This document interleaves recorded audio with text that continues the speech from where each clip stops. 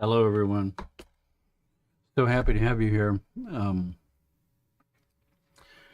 I would like to apologize for not being here for the past 2 weeks, although apologies shouldn't be necessary because um, 2 weeks ago, the night before my broadcast, I found out that a old and dear friend of mine had died, and I really needed to go and help. Um, so I had to drive up to LA and um, help help with so much stuff to be cleared, and there were certain pieces of equipment. She was one of my top sound practitioners that I had trained many years ago. She was a psychotherapist, Dr. Linda, one of my favorite people. She was an advisor to us for many years and helped in many different ways to help me out personally. Anyway, I was obliged to go, and uh, Friday turned out to not work for them. Saturday didn't work for either of us. So Sunday, I could see it coming. Sunday was being earmarked for the day I would have to go up. And so when things like that happen, they're bigger than you. You have to surrender to the process. So at the same time, we've been, I've been thinking a lot about the fact that um, this these live streams with this section of the live stream where we listen to his soundtrack and we all entrain our brainwaves together for this higher purpose to cause a 100th monkey syndrome, to shift the quantum field, and stuff like that. That is happening once a week. Now, at one point, I did a poll of the people who follow these broadcasts because I have people all over the world in different time zones, and um, the majority of people are in a different time zone, or it's in the middle of a workday, and they can't tune in. They tune in later, so they're missing the live part where the brain entrainment synchronicity takes place. Um, and so, in order to try to solve that problem, I did a poll of all the people from around the world and came up with optimal times that people could listen, and had them all watch the broadcast together at a certain time. And we had groups of people listening together and synchronizing together, because even though it might be a recording, if everybody's listening to a recording at the same time, and in that recording I do a mind link and play a soundtrack, and everybody's still listening to that same soundtrack at the same time, then we get the similar result. However, no two people are going to hit the play button at exactly the same time, so it's still not quite aligned the way it needs to be.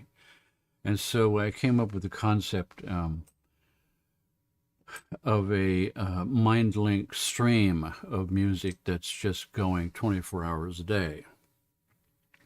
A stream of brain entrainment music that anyone in the world can dip into at any time of day and listen. And anyone else in the world who dips in at that same time, or at any time in that process, will be listening to exactly the same part of the soundtrack that this other person is listening to, and it will cause a synchronicity. So two or more people don't have to start listening at the same time. The stream is just going. Anybody who dips into that stream is immediately linked up with anybody else who's in that stream listening. So our big concept is to have a mind link channel that is going 24 hours a day. And as this gets bigger and bigger, we can have anybody who wants to dip into this synchronize up in various parts of the world on a continual basis. So we began that process 2 Sundays ago when I couldn't be here. Um, and then I had planned during that broadcast of Sunday that I missed to announce that the next Sunday I had a commitment I had to go to. We're taking a trip to Sedona to meet people and to do things that we have to do. So there was a big project of going to Sedona that we already had planned, and I was going to announce it the Sunday before, but then I couldn't go to the Sunday before, so I couldn't make that announcement. So for that, I apologize. So those kind of weird situations pop up in life, and you surrender to them. I hope you all had a chance to dip into that 24-hour cycle just to see what it was like. That and other things we have planned coming down the pike in the future, I will elucidate those as time sort of goes on here. In the meantime, I am coming out with another album soundtrack in the Elements of the Periodic Table series, and this particular soundtrack is gold, elemental gold. And today is when we're releasing it. So in honor of that, this broadcast is about gold. Now, gold, when I first started putting this together, I realized that in my whole house here and in all my possessions, I don't have a single piece of gold. I used to have a gold wedding ring, but, I've been long divorced over a long, long time, and I don't have that anymore. That was the only piece of gold that I possessed. I was never really a jewelry person, anyway. I never really wore sort of rings, or I did wear a mood ring at one point that I thought was funny. I bought for $3 in the science store at the Reuben H. Fleet Space Center store with all kinds of oddity things you could buy. I thought it was kind of cute, and it looked actually pretty cool, and I wore it for a long time. Louise Hay and I both bought mood rings at the same time, so we could keep tabs on each other's emotions with a chuckle, So I do wear this thing, and this is made of special stones quarried in a very special mountain. One single place in the world where these kind of stones show up in Taiwan, in the mountains of Taiwan, run by a Qigong master who we spent half a day with, this Qigong master, who has, who's got a whole shop full of things made from these kind of stones. So he's out there digging stones and making things out of stones, and he's a Qigong master as well. It was kind of amazing. But these have extremely powerful healing properties, these stones. And they're revered around the world.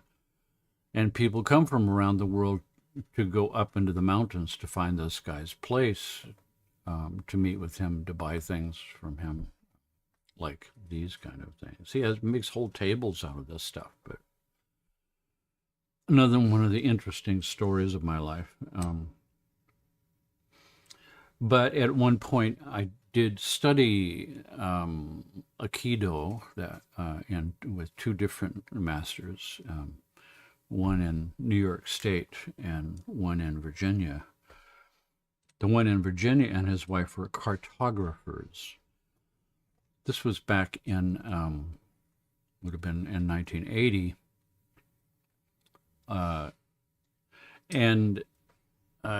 they were involved in a massive worldwide project to map the world digitally for the first time in history, with 3D cameras from satellites that were traversing the globe.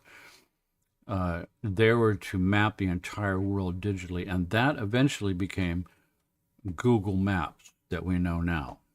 So I knew the guy who was my teacher of Aikido, who was involved in the project of digitally mapping the world, which eventually became um, Google Maps.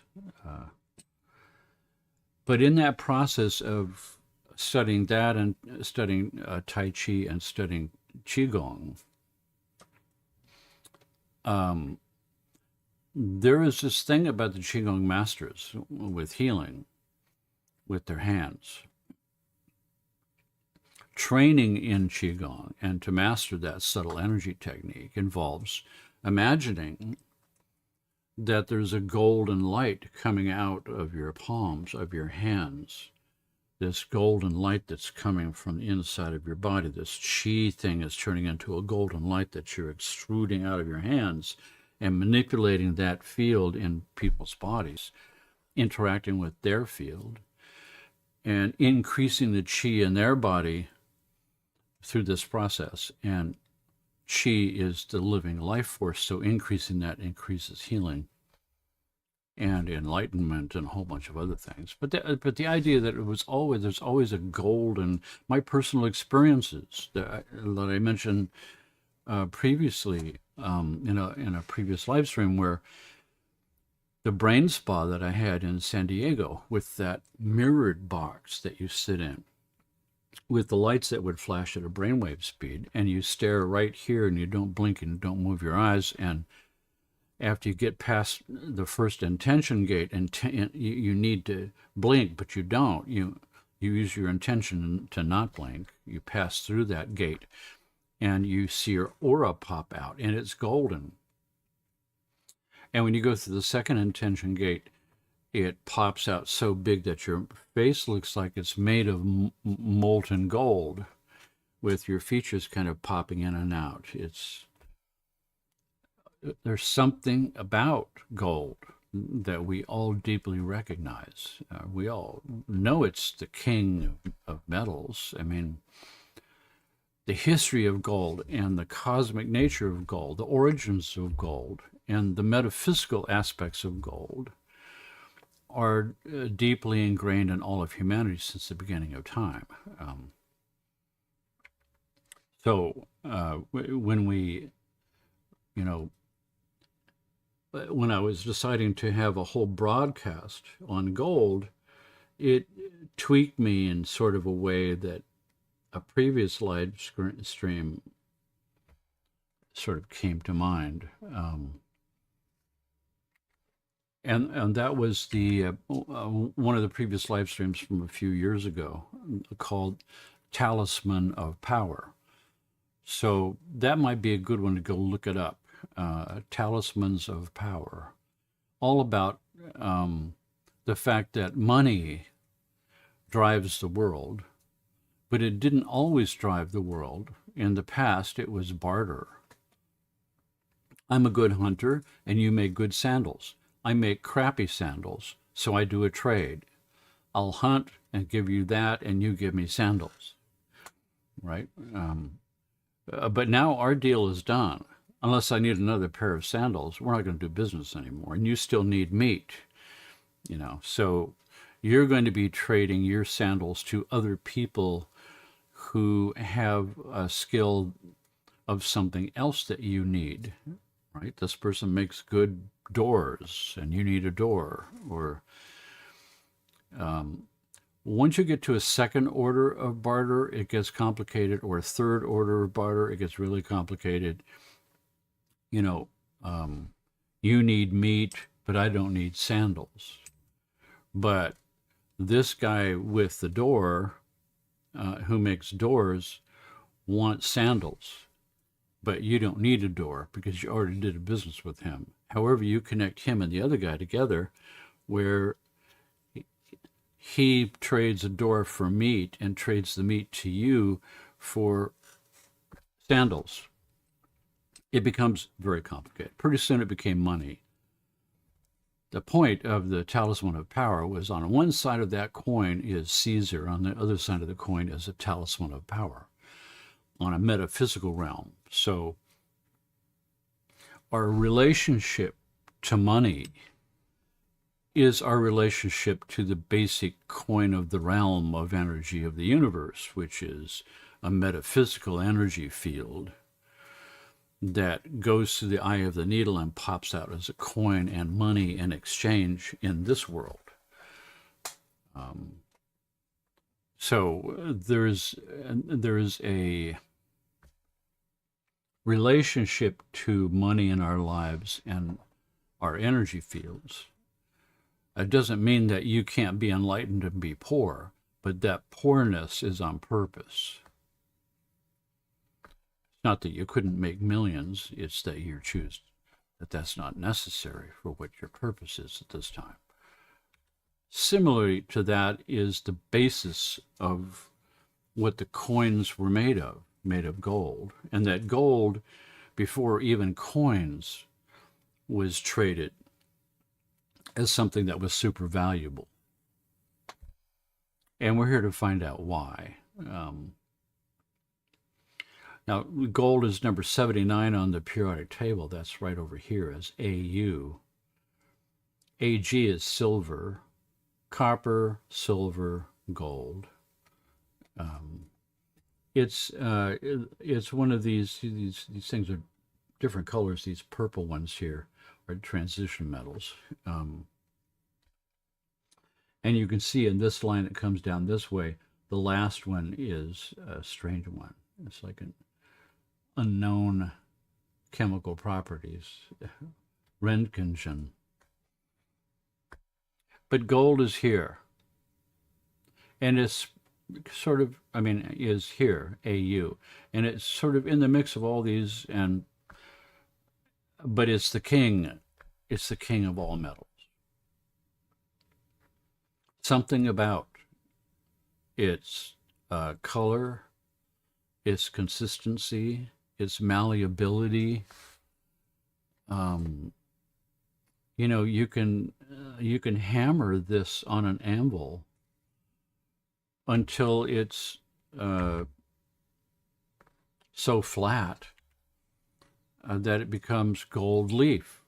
And gold leaf is so delicate that you have to pick it up with tweezers because the air in the room will make it flat. And you can continue hammering it until it becomes transparent. It's really pretty amazing. You can extrude a wire, and that wire can get thinner and thinner and thinner, and you can make the wire a mile long, and it still won't break. It's an amazing metal, and there's no other metal that does anything like what gold does. It's really sort of mind-blowing to work with. That's why,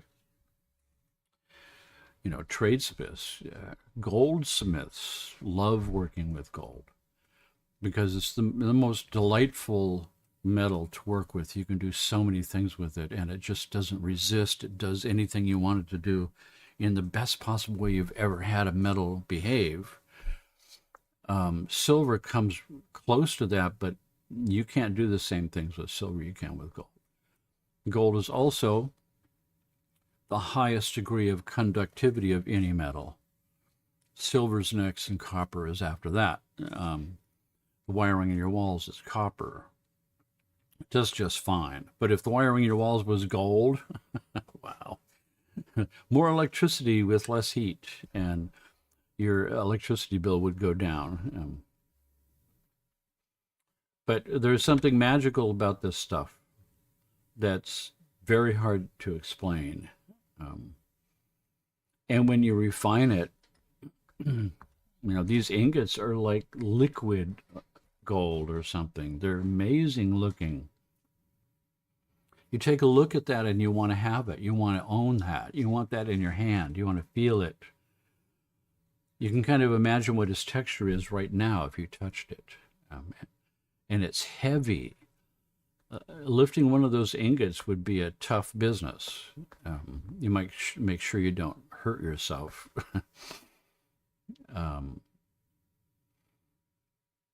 The whole world runs as gold, as the gold standard that all money on earth is based on. All wealth on earth is based, on the value of gold. And in the beginning, when it was the gold standard in the United States and in the world, how much gold you had stuffed away, like in Fort Knox, and we've got 4 basic gold repositories in the U.S. 3 of them: Denver, West Point, and Fort Knox. Fort Knox is by far the biggest one, but we store the gold. That's how much money we've got in the bank. And then if you want to go buy something as a country, you pay with cash. And so how much money you've got in the bank is how rich your country is. At a certain point, that wasn't good enough anymore. That we sort of wanted to spend more money than we actually had.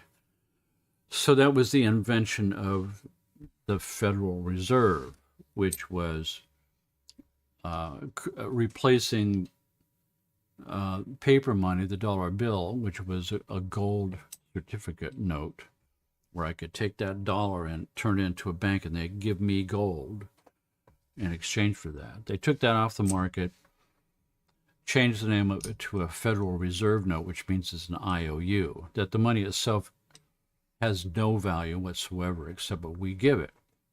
You can't turn it into the bank, and they won't give you gold. The gold is not backing that dollar anymore. A promise is backing the dollar. An IOU is backing the dollar. It's very similar to the concept of creating the first idea of a credit card before the credit card came out. So the money now that we're exchanging is a promise that the government will back it, but it really doesn't have enough money to back it. It's like this funny. So we went off the gold reserve. We still have the reserves. I mean, look at this. There's 147,341,858. 147,341,875,000 troy ounces. A troy ounce is pure gold. Most gold that goes into commerce and industry and jewelry is an alloy of gold with something else, and that's called a carat. So the difference between how many carats of gold you've got on your wrist in some bracelet or earrings or whatever is how many carats of gold. It's an alloy and it's not pure gold. That would be a troy ounce. And a troy ounce is not a very good thing to make jewelry out of because it's very soft. You alloy it so that it can be less expensive, and so that the tensile strength of the gold can hold up to a piece of jewelry or something. But ingots of gold have been the basis, I mean, just forever as in human history. This golden Indian head coin is worth $2,500. I've looked them up just to see what's the price of gold right now, and $2,500 for this coin that you keep in a vault someplace because you've got your own stockpile of gold. Pure nuggets of gold is something most people never ever get to see or handle, except in the mines in the world where gold is mined. But it sure would be nice to have a nugget of gold. I know that if I had a nugget of gold, it would have healing properties. That gold in any form, particularly the purer it is, would, have some troy gold, pure gold with nothing alloyed in it. It would have healing properties. Something magical would come from it. It's the most conductive metal in the whole world.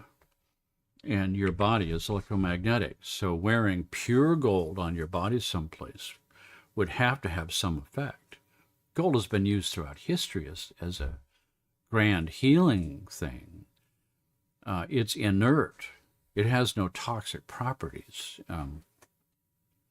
You could, like in Taiwan, one of the times I was in Taiwan, the tallest building in Taipei, the capital of Taiwan, is called Building 101. It's a big, giant thing that sticks way above any other building. It's the biggest building in Taiwan. And outside the front of that, they had, vendors selling food and stuff. And one of them was ice cream. And you could have gold leaf on your ice cream. Right? They had packets of gold leaf, and it comes sandwiched inside a thin paper thing, and you open the paper up and you turn it over carefully because the wind will blow it away, and you lay it on top of the ice cream, and it just kind of floats down and clings, and you eat an ice cream cone with gold. Tourists to it because it's such a crazy thing to do, but in ancient traditions, ingesting gold had huge beneficial healing properties.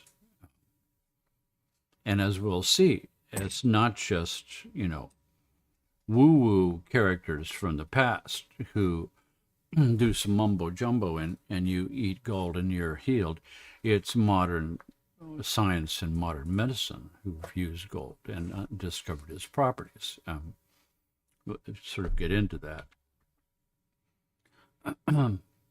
But I have to be, after doing this production here for this broadcast, I'm now in the market for gold. I want some particle, no matter how small, of Troy gold, because I've really been reawakened to the power of gold for healing and for waking up. Gold on top of a chakra is huge. Gold needles in acupuncture are very special. Not too many people can afford gold needles, but they're the most conductive metal ever, so that the influence of needling with a gold needle, it far surpasses the stainless steel needles that are used now because they're cheaper, but they're highly conductive. Made from iron. Iron's conductive. It's got magnetic properties. Gold is the most conductive, so it channels more energy into the meridian, way more and faster.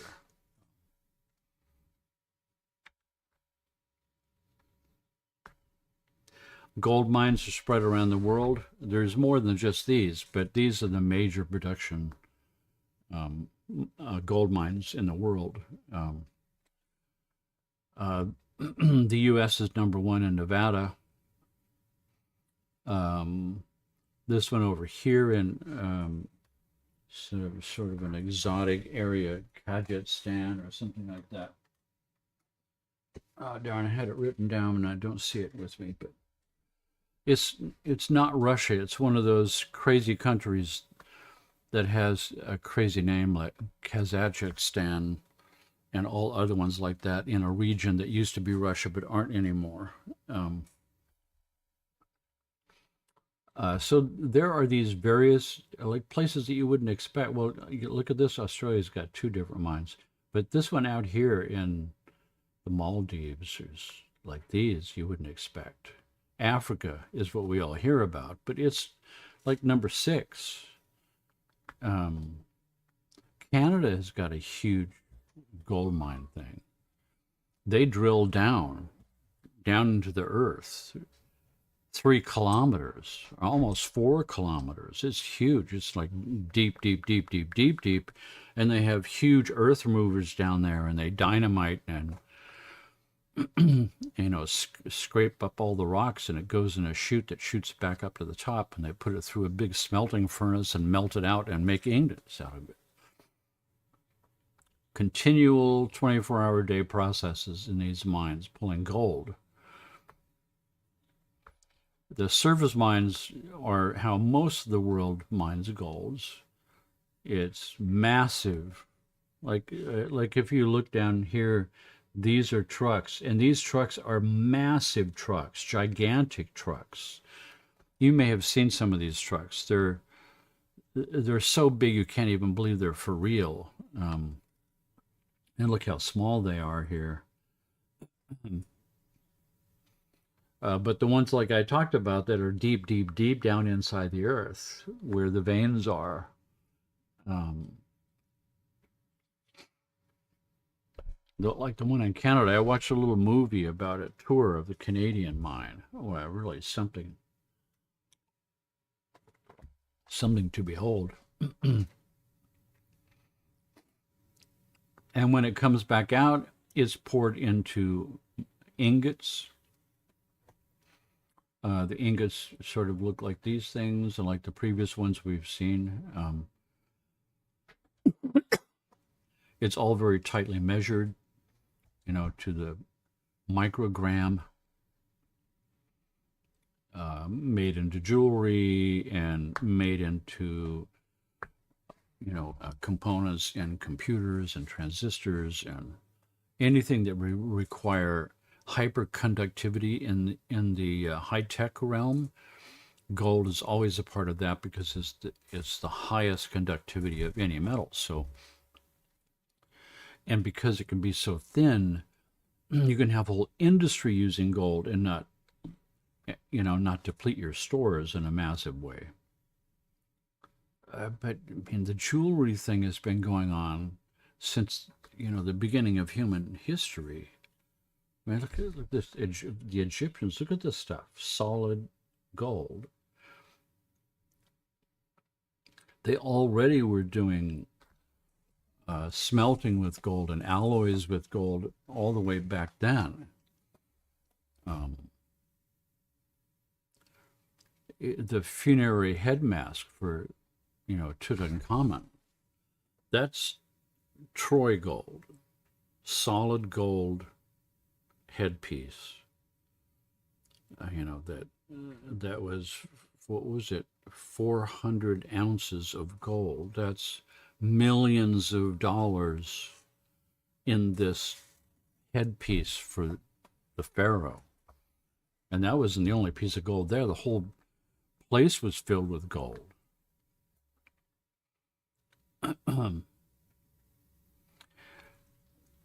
And we know that the Egyptians held gold as a sacred metal because it was the tears of Ra, the sun god. And people sort of, in the past make fun of, the Egyptians were kind of stupid because they worshiped the sun. Excuse me, this is the source of all life on the planet. That's why it was worshipped. Without the sun, all life ceases. It's the source of warmth. It's the source of weather. It's the source of growing things. It's the source of vitamin D. It's the force of everything. It's the life-giving force of the universe, our stars and suns, that give warmth to planets in the Goldilocks zone where life could be born out of that particular environment. So yes, of course they worshiped the sun. They didn't know what the sun was. I mean, just imagine that. I mean, imagine being in a society that's very spiritual and very advanced, and you don't know what the sun is, but when it comes up, you can feel its heat, and the things grow because of it. And then it goes down, and the moon comes up. You don't know what that is either. And the stars come out. You don't know what those are either. So it's magical. It's the gods. They're cosmic forces that are so big and so beyond you that they're revered.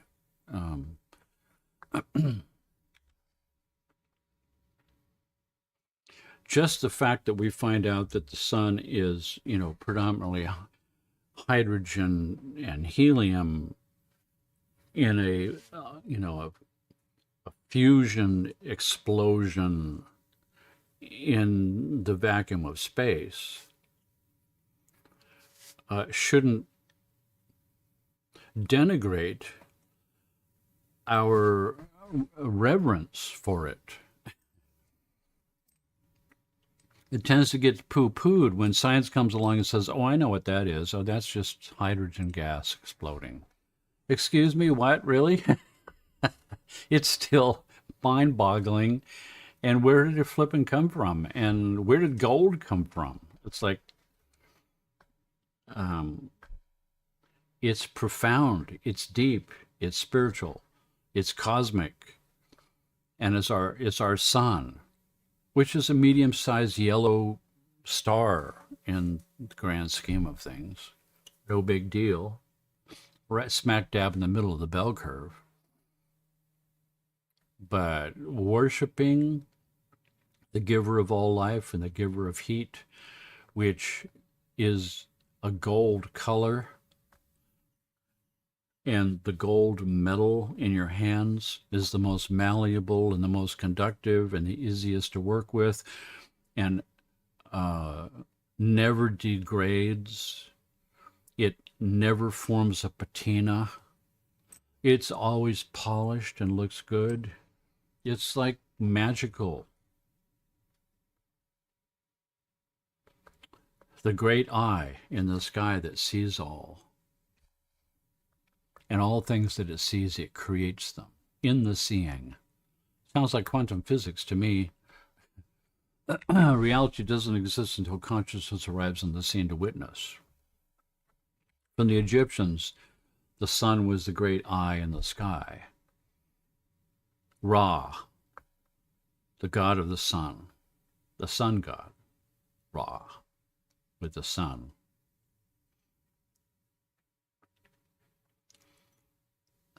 An exploding ball of gas, hydrogen gas, converting into helium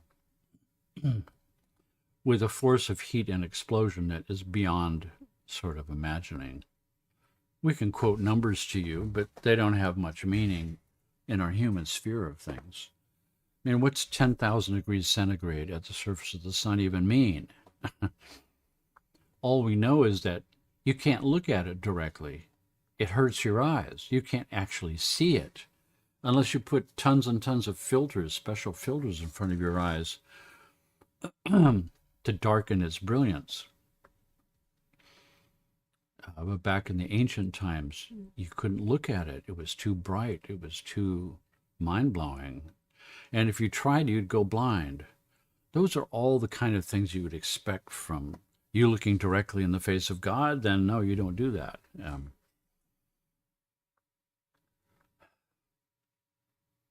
Yeah, the Egyptians were pretty on top of things. Ra, god of the sun.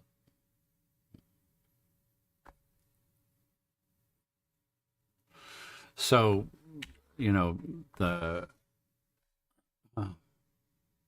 star of the sun, our star of the sun, which I said is a medium-sized yellow, white star.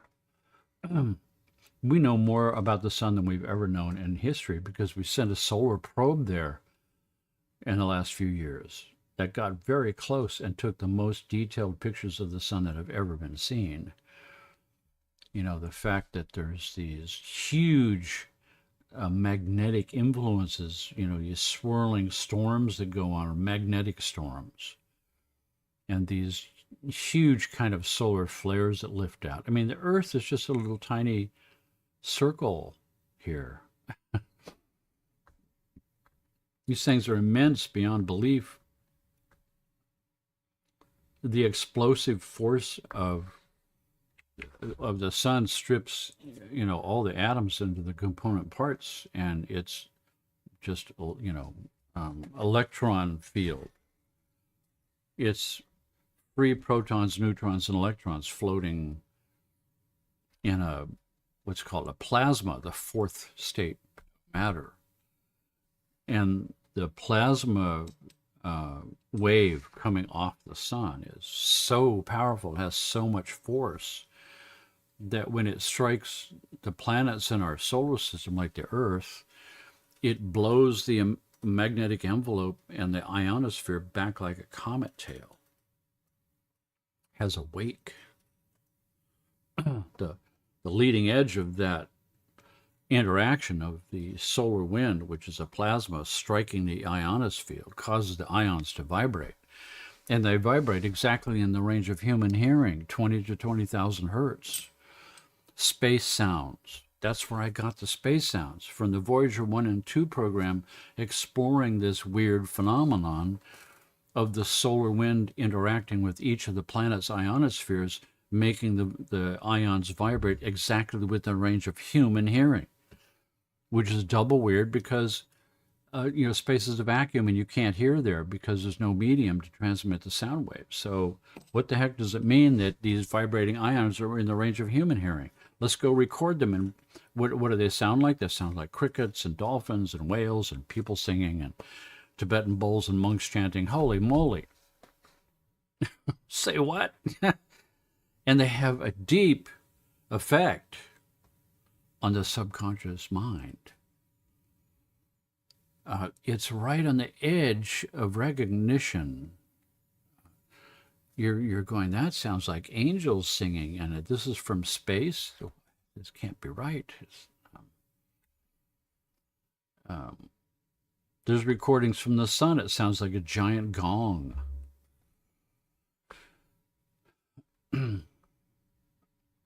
Here's a good question. How is gold made?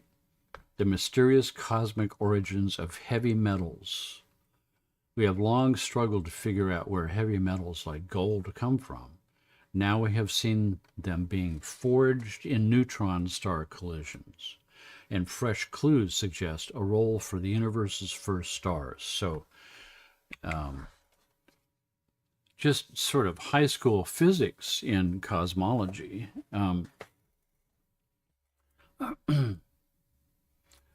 After the Big Bang, there was nothing but hydrogen. And then as it cooled, helium formed. These are the most elemental elements of the periodic table. Those coalesced through mutual attraction, gravity, and compacted into stars. And when enough had compacted together, it formed enough force in the center to open a fusion furnace there and start burning the hydrogen. That became the first formation of stars. But there are all kinds of stars out there, and some of them are extremely exotic. And when a normal, regular star reaches the end of its life and it collapses in on itself and explodes, the stuff from that explosion is so titanic that the forces involved in an explosion of a star are so beyond that it fuses these hydrogen and helium elements into all the other heavy elements on the periodic table. Well, most of them, not all. Like if we go back here to our periodic table. Well, these pictures are a trip to watch them zoom by here. So you can see that that these elements here, that there's a certain number of elements that are heavy elements that were formed from certain types of stars exploding, form certain types of elements. Other types of stars form other types of elements. It's these different types that come out from exotic types of stars, which are the ones that form gold. It's not just regular stars that form gold. Gold, from a cosmic standpoint, from an astronomical phenomenon, gold is once again extremely rare and strange and special because gold only comes from the collision of and the explosion of neutron stars. And neutron stars are very weird stars, extremely dense and extremely energetic, and at the very edge of what the laws of the universe will accept. So when a neutron star explodes or implodes, then the heavy metals that come out are all very, very special, and gold is one of those. Particularly neutron star collisions is one of the highest sources of where gold is fused in the cosmic furnaces of these unimaginable explosions that happen when neutron stars collide. They'll twirl around each other, and their spin will get faster and faster as they get closer and closer until they, collide and merge and have this unimaginable level explosion where the heat and the forces are so unimaginable that things like gold is what comes out of that. So it's very strange and very precious, and it makes it more rare on the periodic table of heavy elements. So now this periodic table are elements likely formed during merging of neutron stars, and here they are. And you can see that gold and silver are two of them. Copper is not. That comes from regular stars. So all of these here are heavy elements that come from regular star implosions and explosions. And it's only neutron stars that form these strange, exotic, heavy elements, and down here too. But gold is in there right here, number 79.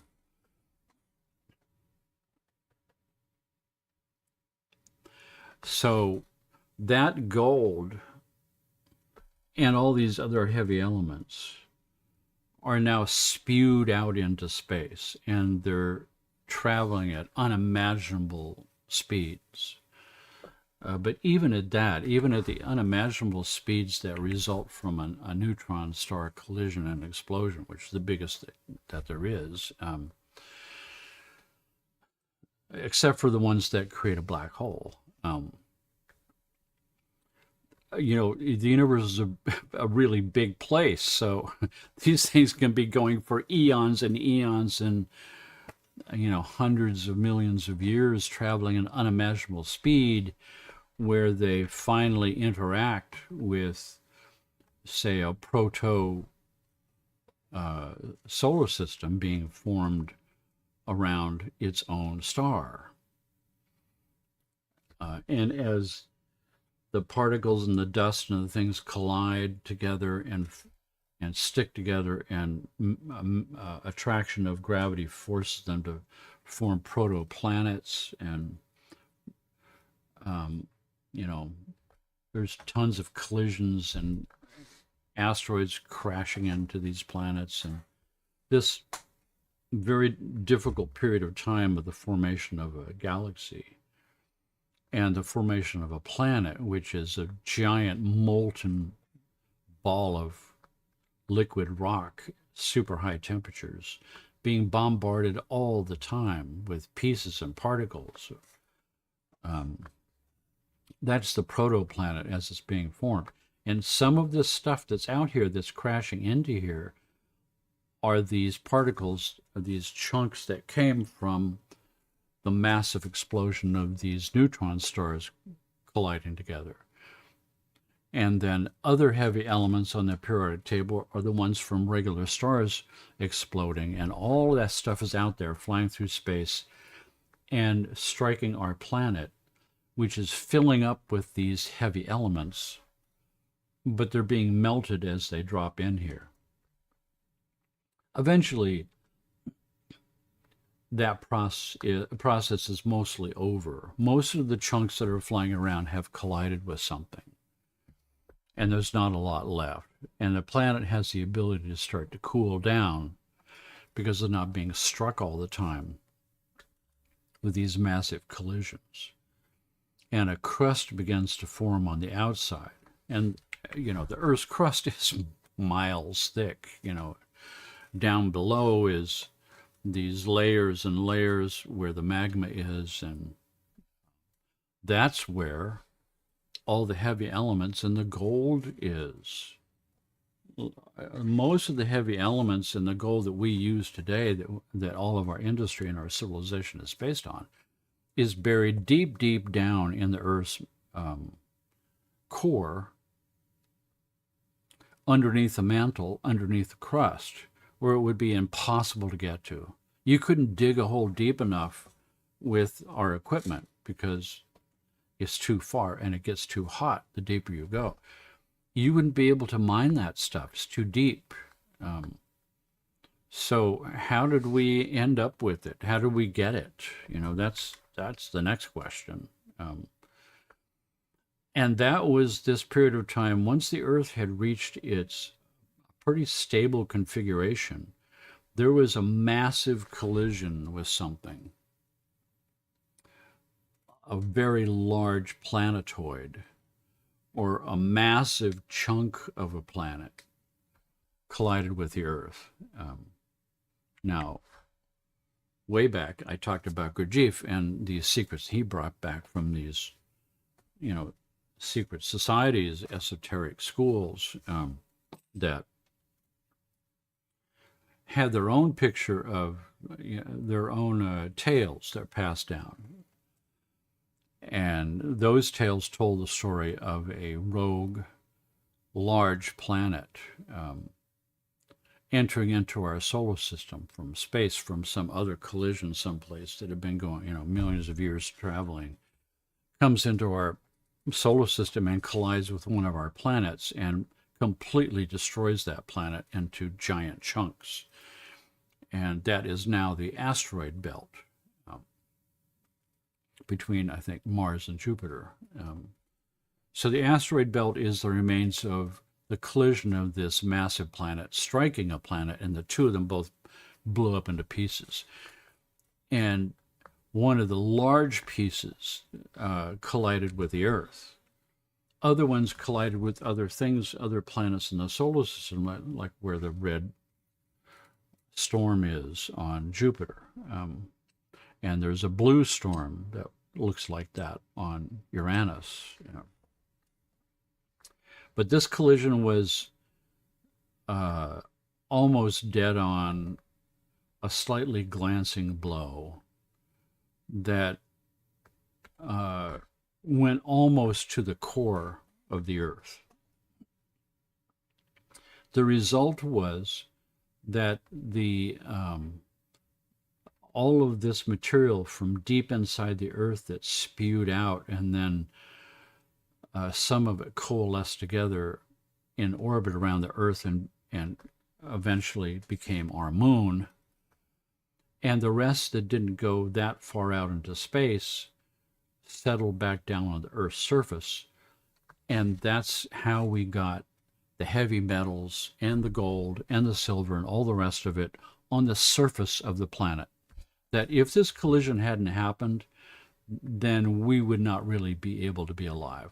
The planetary collision that created the moon may have also made life on Earth possible.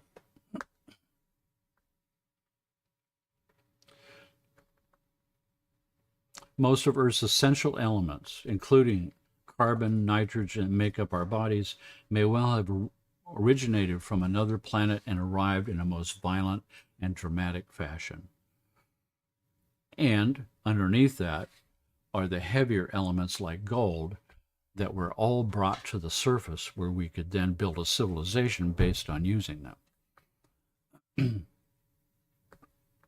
They named this ancient planet Thea, and the ancient planet named Thea is buried deep inside the Earth. In a stunning revelation, Caltech researchers have uncovered evidence suggesting that two massive blobs located near Earth's core are the remains of an ancient planet, possibly named Thea, that collided with our world billions of years ago. And the ejecta of that gave us the elements to build our bodies with, and gave us all of the things, the heavier elements, to build industry with and use as gold. Otherwise, we wouldn't have had access to any of it. Back in the 1980s, geophysicists stumbled upon two unusual continent-sized structures deep within the Earth, beneath the African continent and the Pacific Ocean.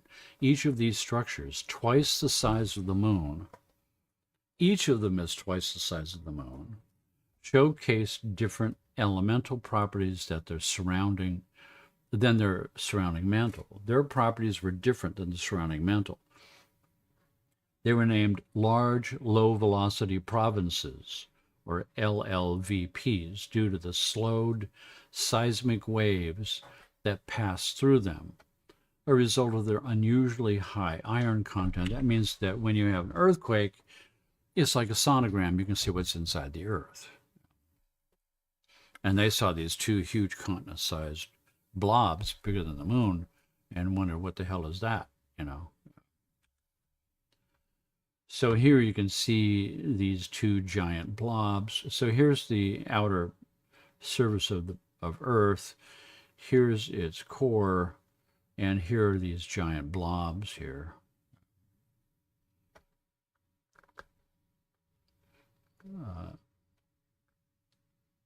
Mind-blowing. The blobs seen from the A north and B south poles. North pole, south pole. The two-tone structure show the shapes of the blobs based on the agreement of 5 different models and 3 different models in tan. Mind-blowing.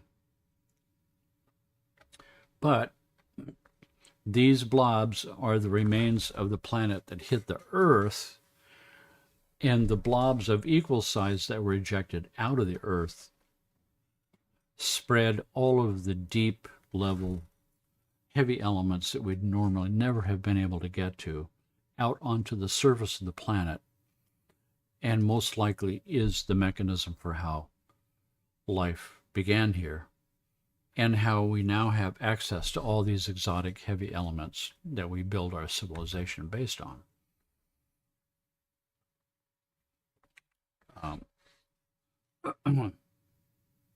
Cataclysm equals something good. I mean, in my personal life, you know, everything that's happened to me has happened for some purpose. I don't see that purpose for years or decades. But at a certain point, I realized that if that hadn't happened, then this and this and this couldn't have happened, and I wouldn't have understood this and this and this, and now I wouldn't be doing what I'm doing. Everything is a blessing, disguised for sometimes years and sometimes lifetimes, who knows? But we do know that throughout all of history that gold has been used for healing, that there's healing properties of gold. Gold's healing properties have been recognized in various medical practices for thousands of years. It's believed to possess anti-inflammatory properties and aid in the absorption of vitamins in the body. In modern biomedicine, gold compounds are used in the treatment of rheumatoid arthritis and other health conditions. Rheumatoid arthritis is the swelling of the joints from an autoimmune problem. Your body's attacking the collagen that makes up your joints, and they all get inflamed and swell up and deform the bones, and it's very painful. Scientists have also discovered self-healing properties in microparticles of gold, suggesting their potential therapeutic effects on the body. Gold's natural properties may help individuals align with the healing forces of nature, enhancing their overall well-being.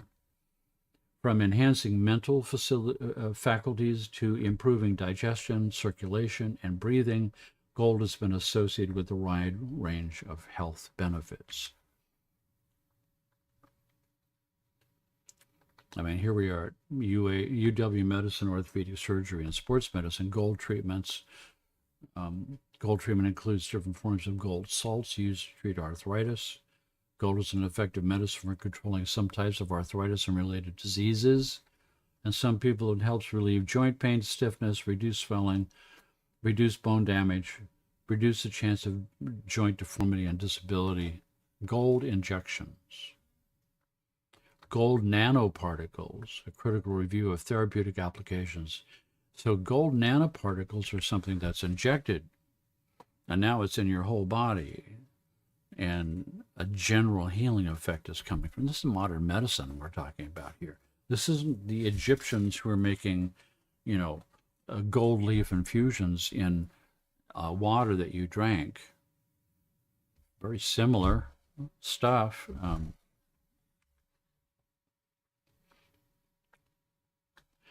Nanogold and what is that symbol?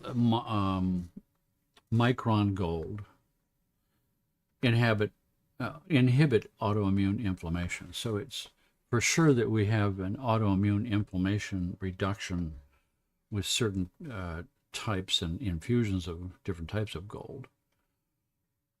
This little article is showing micron gold particles stay put where they are injected and attract macrophages that liberate gold ions into the intracellular space. In contrast, nano gold particles spread systemically throughout your whole body. That's what systemically means. And in the macrophage lysosomal compartment, there is oxidation to gold ions. So gold circulating throughout your body has these sort of healing effects. The bio-released gold ions most likely present as blah, blah, blah ions. I'm not going to go there. And these pharmaceutically influence the intracellular microenvironment, as well as macrophages, which is part of your immune response, mast cells, fibroblasts. All of these are things that clean your body. These are your defenders that attack foreign substances. That is, the bio-released gold ions affect the immune response, inflammation, and regeneration of tissues.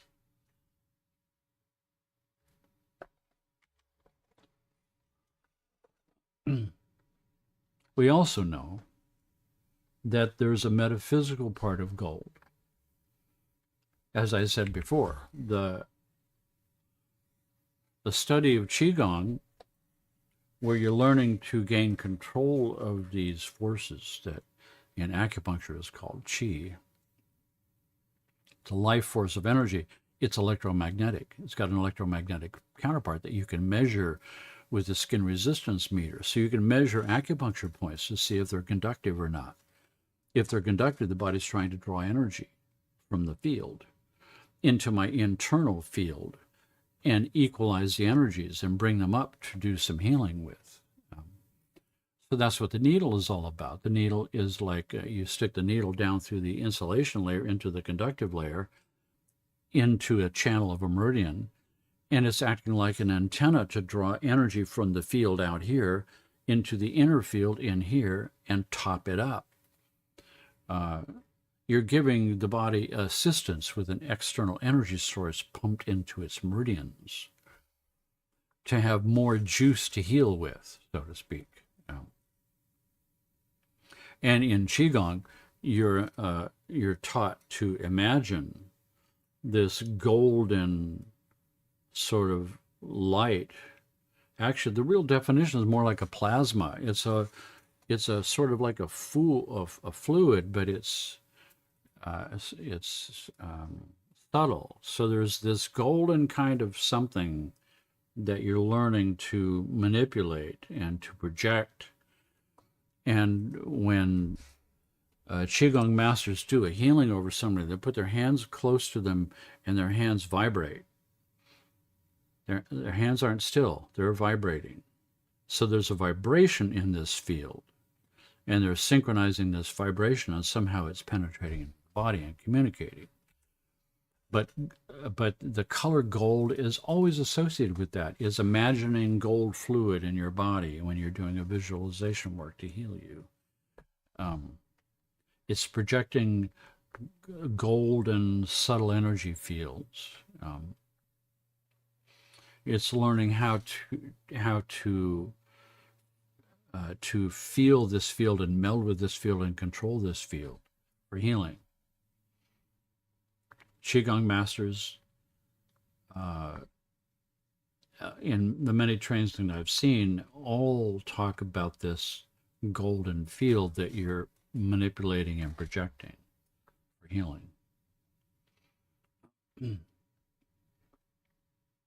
Tai Chi is, the graceful movements of Tai Chi is all moving those golden fields. You're moving them around. It's like you're in water or something. You're in a fluid and you're pushing that fluid. And martial arts and Aikido is the same way. You're learning how to manage your chi field. It's called ki.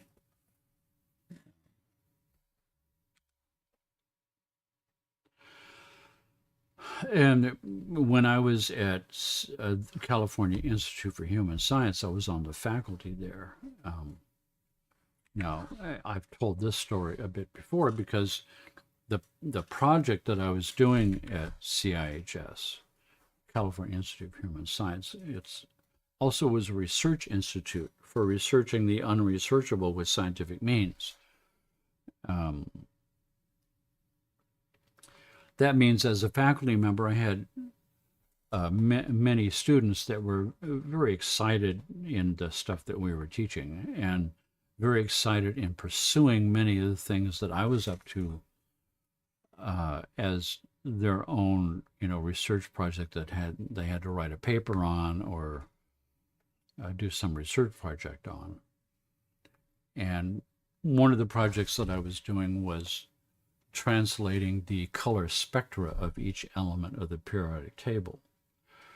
In the past, I talked about oxygen when I produced that soundtrack.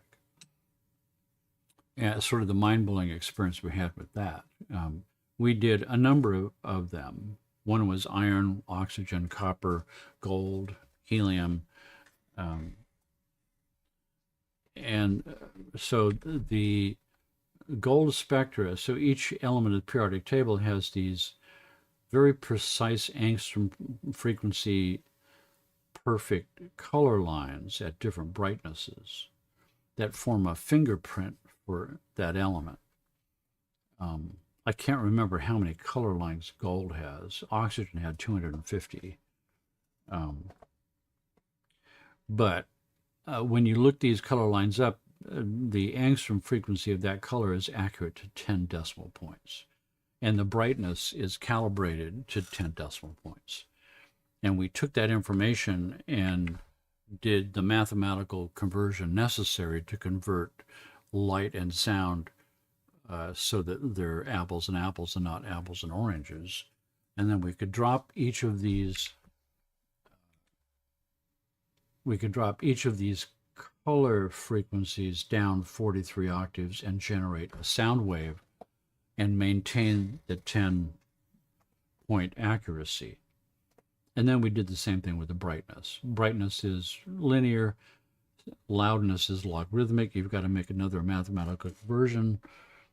And we did all that, loaded them all up as individual sine wave tones accurate to 10 decimal points at a certain loudness on track 1, track 2, track 3, track 4, track 100, until we had all the color frequency lines of gold now in a recording studio as tones. Then you do the mix down of that and you get a very accurate scientific octave conversion of the color lines of gold into sound, the sound of gold, as accurately as you can scientifically do it. Yeah.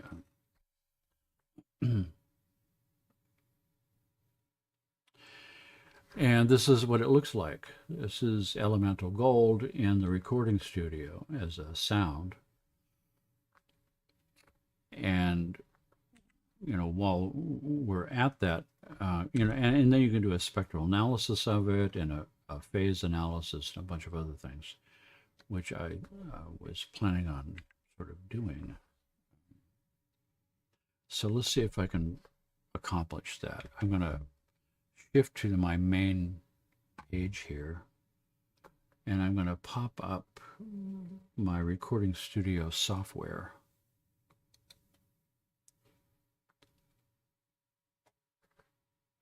So now you should be able to see this software, this picture. This in the middle here is what the sound of elemental gold looks like. Over here is a spectral analysis. So hope you can see my mouse. So this is a spectral analysis of all the frequencies that make up the gold, which now are harmonics and overtones that gives the sound of gold its timbre, its characteristic of what it sounds like. You can see that there are higher peaks of certain frequencies here. That so these would be the ones you predominantly hear as harmonics, and these would be more minor harmonics that gives the sound its sort of flavor. Why my voice sounds like me is because of the harmonics and overtones in the tissue mass of my vocal cords. A blind person would recognize me if I talked, and recognize any of all their friends by the quality of the sound of their voice. So now if I come over here and play this,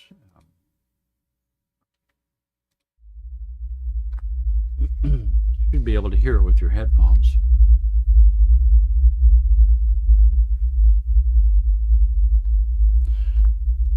Beware, it might be very loud. You may have to turn it down.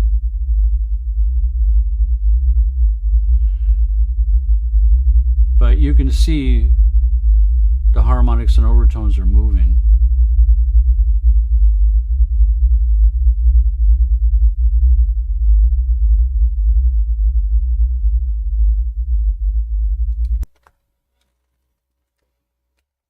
So you could see how the phase is forming certain types of patterns and how the harmonics and overtones have a movement as they interact with each other. All these harmonics and overtones are interacting with each other, and they're either summating or phase canceling each other out. So here we can see a series of summations at this particular moment where these summations have come up.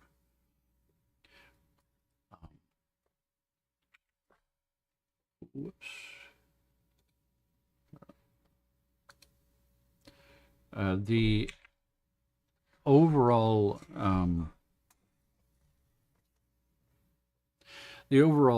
tone of elemental gold was this idea that it's this interesting sort of randomized movement in the sound. It's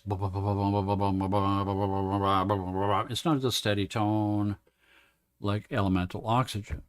Elemental oxygen is this low frequency tone that's going.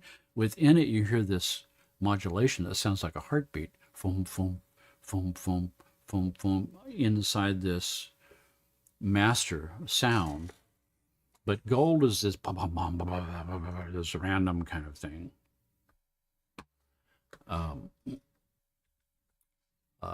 This is being released today as an album. In chat, Austin will probably give you a link to it.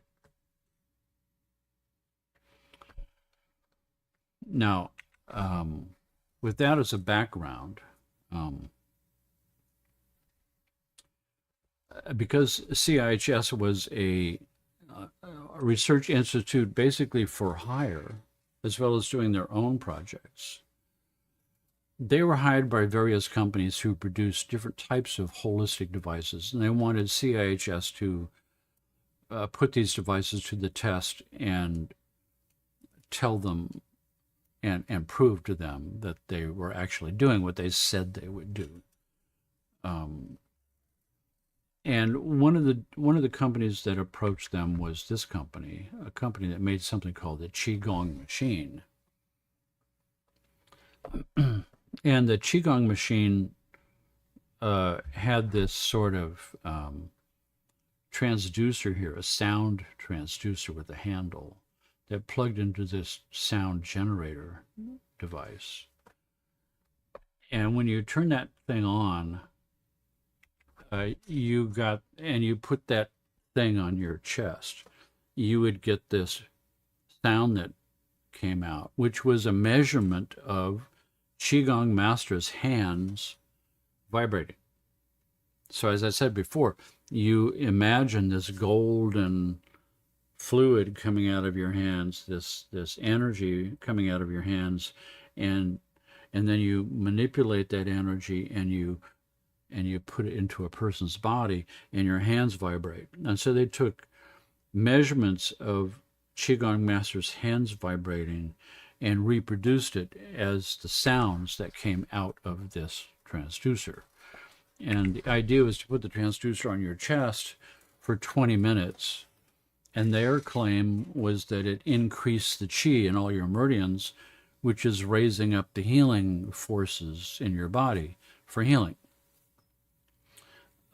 And by the way, you were instructed to imagine that it's this golden radiance that's filling your body up with healing forces. And so I remember, finding out that they had a Qigong machine in the lab, and I was,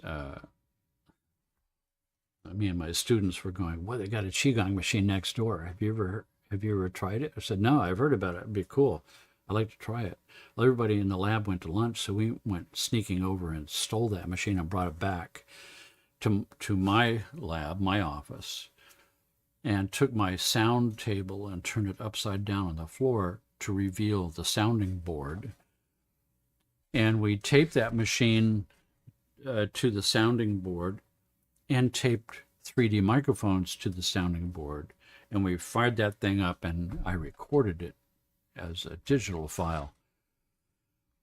And so now I burned it onto a CD. This is back in the late 90s. Burned it onto a CD, and we took it next door and laid somebody on the sound chair and played it through their whole body, not just this little thing on your chest.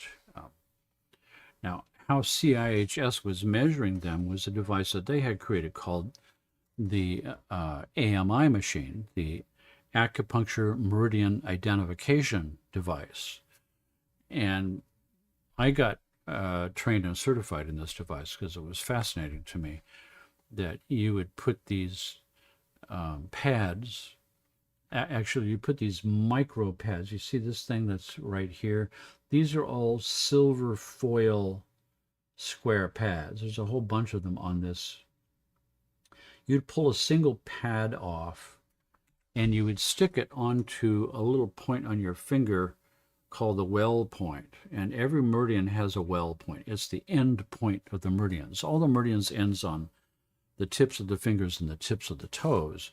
And then they move over to another finger and come back up. So the chi energy flows down one meridian onto a finger, and it crosses over and comes back up on another line, and down and up and down and up on the toes and the fingers. And so if you could measure the conductivity of each one of these points, you could infer the conductivity of the meridian as a whole. And the conductivity is electromagnetic, and electromagnetic is chi. So you could tell how much chi energy is in each meridian. And in this case, taping, it was sticky on the other side here. You tape this over all the well points, and then you touch it with a probe, and the probe shoots a small electromagnetic pulse into that silver electrode, that silver patch, which is highly conductive, into the meridian, and measures how much juice goes in a given amount of time, right? A half a second. How much juice flows into the meridian in half a second? If a lot flows, then the meridian is open and conductive. If not a lot flows, there's a lot of resistance in that meridian, and it's pretty much closed down and deficient, has a problem, needs some help. You do this in all the fingers and all the toes, all the well points, and then it would give you a big paper readout on a wheel chart that showed every meridian and its chi energy, and a couple of other things that showed the immune response balance. It showed the autonomic response balance. In other words, how quickly does your body's defenses come up against this onslaught? That's a measurement of the autonomic fight or flight response. How quickly do I respond? How much charge builds up around this point? That's an immune response. So we would get 3 readouts. One is chi energy, immune response balance, and autonomic response balance. Very practical, mind-blowing stuff. There's a lot of research done with AMI machine all over the world with mind-blowing kind of results. I was measuring what happened with people's chi balance in their meridians after, before and after biotuning treatment with my sound work. And we could see amazing results of balance of the chi energy in all the meridians once you balance the autonomic nervous system. So with that in mind, we had this chi machine next door, and we bring that back and we make a sound recording, and then we lay somebody back on the sound chair, and we do an AMI reading, and then play this recording of the chi machine. And instead of 20 minutes, so what the chi machine showed is that in 20 minutes, it raised the chi energy almost to the top of the scale. So it definitely was working. With this method, with the chi frequency not just coming through a little area on your chest, but through your whole body, through the sound chair, then we could accomplish the same thing in about 3 minutes. Because now it's coming in all your cells and not just a little area of your chest. And it's the price of a CD. But the whole time that person was on the chair and I was listening, I'm thinking, I've heard that sound before. Where is that sound? Where have I heard that sound before? It was this randomized shuffling sound. And I realized it sounds like that elemental gold thing I did, that the chi machine sounded exactly like that, exactly like the gold sound. So I went running in and grabbed one of the CDs I had made of elemental gold, and I plugged that into the chair. And the AMI measurements from playing gold through your body raised the chi level completely off the scale, unmeasurably high in 2 minutes. At the same time, the immune response reading went to 0, which was an odd finding. So the good news is that we boosted your chi into the highest healing state you could imagine. The bad news is you've got no immune system anymore. Now, that might be a nice thing for people with autoimmune diseases, right? Because if you've got an autoimmune disease, then we shut the immune system off. It's not going to be attacking your body anymore. And the elemental gold sound is going to be boosting your chi energy to its highest level, which also has anti-inflammatory properties. That sounds like a good treatment for autoimmune diseases and putting them into a state of remission. There's an additional story that I'm going to tell here that's weird, and even though it's going to take a little bit more time, I'm not going to spend a lot of time on it. When I first moved to California and I was doing biotuning and having great results with all kinds of different conditions, this was also the period of time when AIDS was huge and very scary and in the headlines, and thousands of gay men were dying all over the country. This was the rising of Louise Hay, because she took that on like a mother figure and mothered these poor guys who everybody in society was sort of rejecting. The Christian right was sort of saying that it was God's punishment for being gay. And I was approached by a big organization in New York City called the Spellman Center. It was a Christian.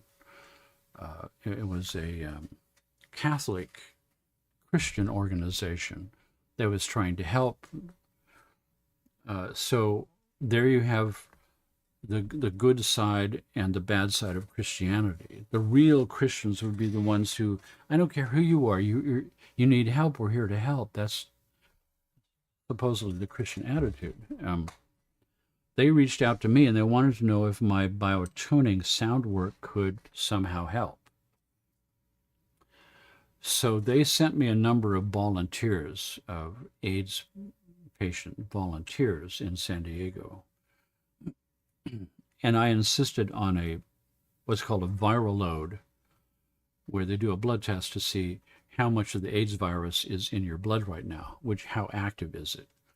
AIDS virus attacks your immune cells and your immune system, your thymus, the heart of your immune system, that produces something called T cells, thymus cells. That's, the bulk of your immune response.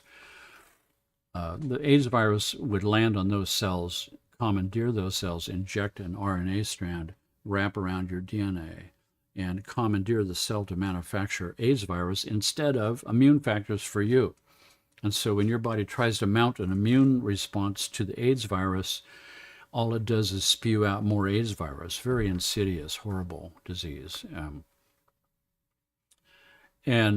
So I did a biotuning session on one of these guys, and his viral load went from 165 to 65,000, which freaked everybody out, freaked me out. Because I realized that biotuning was rebalancing and restimulating all systems in the body, including the thymus.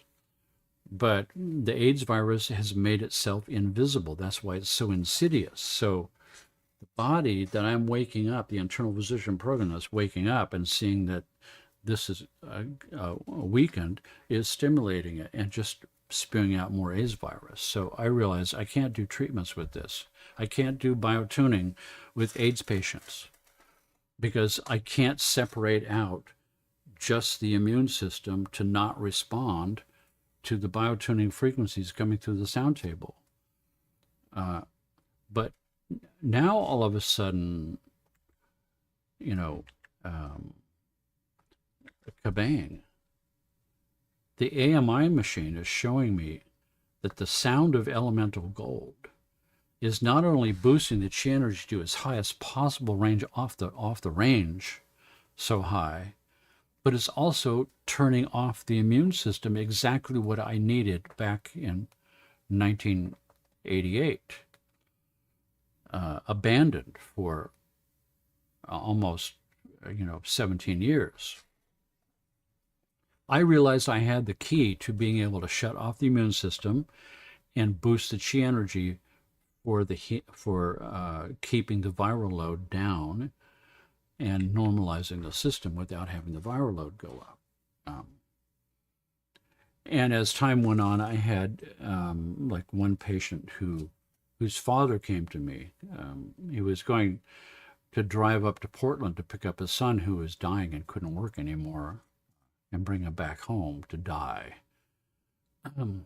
His AIDS was so advanced that he could hardly walk. I told him this story and I said, I'd be willing to try as an experiment, but that's all this is. I need to have a viral load and to assure that viral load doesn't go high. So we brought him in, did a measurement, did a session. His viral load was around 200.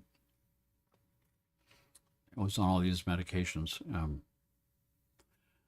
Did a session, sent him home with a CD.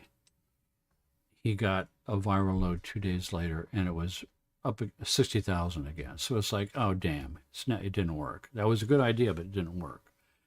I freaked out on the phone. I remember it's 60,000. I thought, oh, shit, why didn't it work? I don't get it. It should work. Come back in like right now. Get him in the car, bring him here right now. Laid him down on the table, and I played nothing but gold, elemental gold, just pure elemental gold through the sound table, through the headphones for 20 minutes and send him back. 2 days later, his viral load was down to 10. So it did work. It was just my sound mix was wrong. I needed to have elemental gold be dominant and the biotuning sound frequencies non-dominant in the background.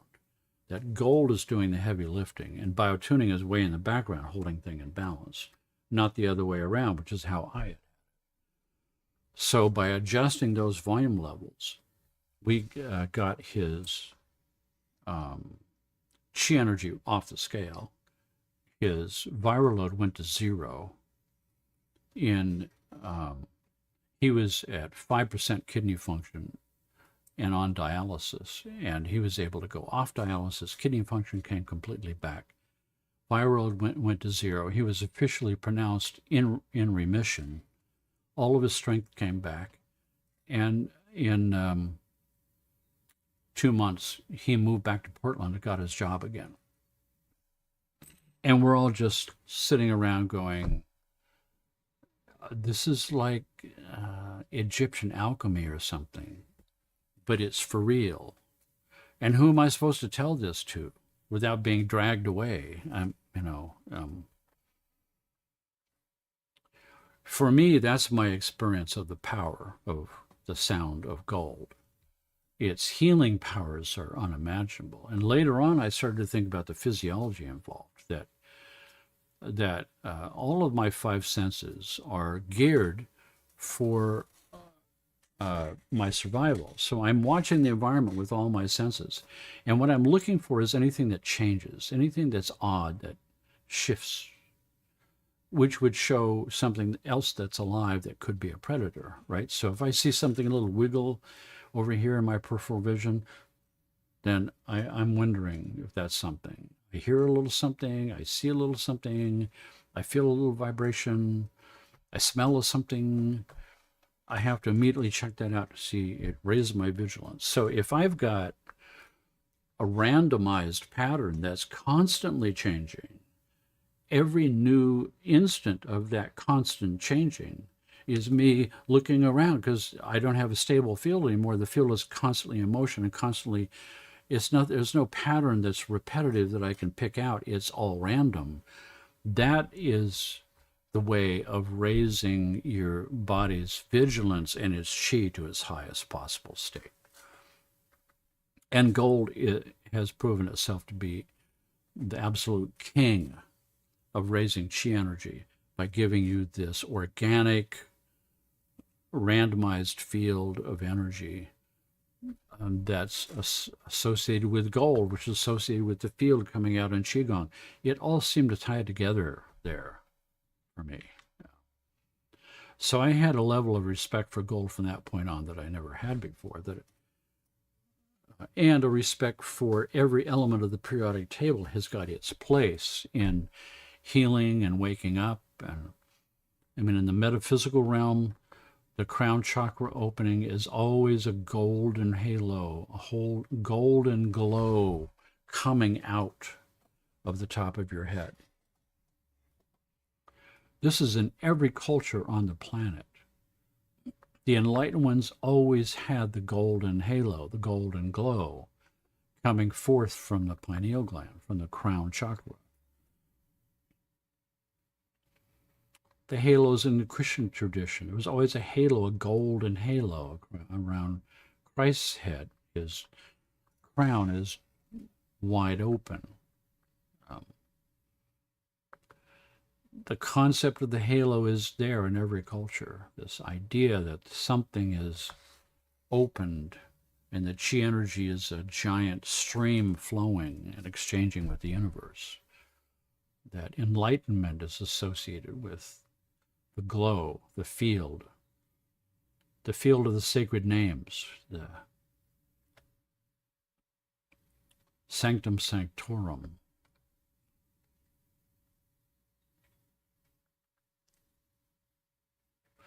It's been my experience with psychedelics. I could see the halos around myself, around other people. Eventually, the glow comes forth from your whole body. You enter into your light body, and it's golden golden white glow. The highest of the high, always associated with this white and gold. Its metaphor is huge. And it was the stuff of the ancients, the alchemists, the whole idea of, trying to turn lead into gold through essentially the discovery of chemistry. But that was only in the superficial planes. The real stuff, the esoteric pursuit of changing lead into gold was metaphorical. It was changing, the leaden part of my spirit into gold. It was always had to do with inner transformation, to transmute the dull and the gray into shining white and gold in my spirit.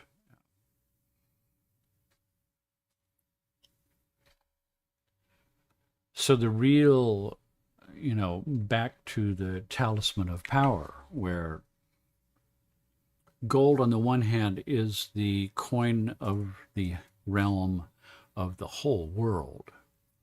Gold in every culture since the beginning of time, since the beginning of humanity, has been revered and looked upon as having magical healing properties and being associated with enlightenment and higher states. And so on one side is the coin of the realm, and the other side is the talisman of power, the esoteric meaning of gold, the inner meaning of gold, the energy meaning of gold, the healing properties of gold, the enlightenment properties of gold, and the opening of the crown.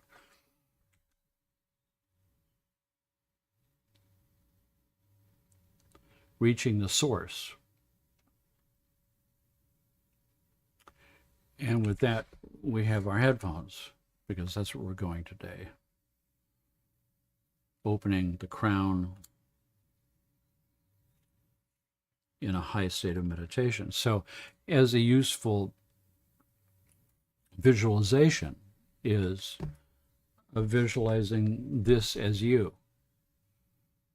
That this is what's happening to you inside yourself listening to this soundtrack. That the brow chakra and the crown chakra are opening, and a glow is beginning to happen around your head. That you're connecting to higher forces of the universe. You're connecting to the sun of your own world, and it's shining warmth and healing energy into you, and enlightenment. The eye of Ra is opening. Headphones, please. And here we go.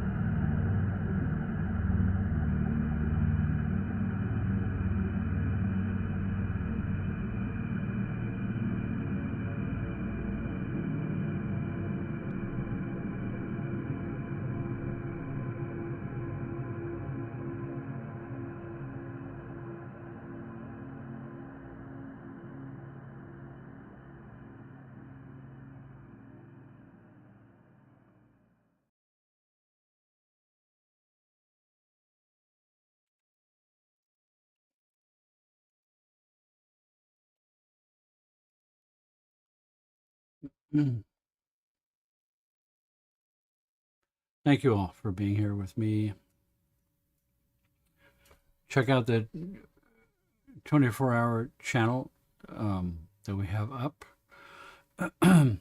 Check it out. Thank you all for being here. I'm leaving the chat open for a while, as usual. So feel free to engage, ask questions. Thank you all very much again. I'll see you next Sunday.